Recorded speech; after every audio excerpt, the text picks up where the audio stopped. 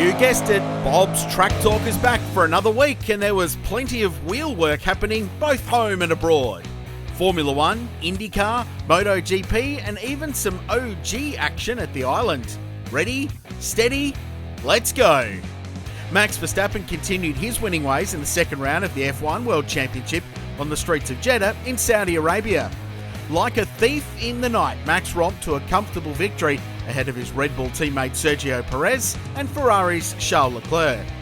Aussie Oscar Piastri was a fine fourth, while Daniel Ricciardo was, well, kind of quiet at the back of the pack. The star of the show, though, was Ferrari debutant Ollie Bearman.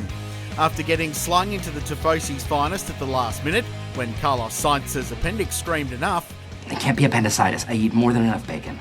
Bearman qualified 11th and finished 7th.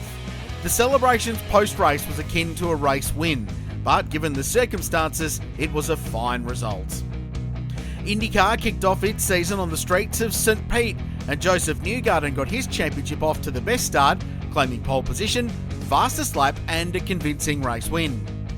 The Team Penske star led home Pato O'Ward and Kiwi hero Scott McLaughlin, who dive-bombed Colton Herta in the dying stages to steal the final step on the podium. Still in the States, and the sun was shining in Phoenix for Christopher Bell, his 7th career win. In the Xfinity Series, SVG continued to raise eyebrows, steering clear of the carnage to finish 6th.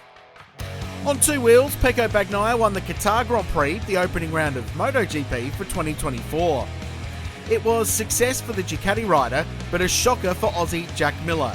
He threw his KTM away on the second lap while running 8th. On the dirt banks of Supercross in Alabama, there were shunts, shortcuts and flameouts. But in the 450s, Queensland young gun Jet Lawrence continued his winning ways. And finally, the Phillip Island Classic saw everything vintage celebrated at the famed Victorian venue. From marching bands to coffee caravans, whistling Sierras and sexy sports cars, the Island Classic took us back to the future. And that's enough this time round. Next week, some of us head to Symmons Plains for Speed Series, while others will enjoy the glorious South Australian capital for the Repco Adelaide Motorsport Festival. I'm Richard Crail, and you've just watched another episode of Bob's Track Talk.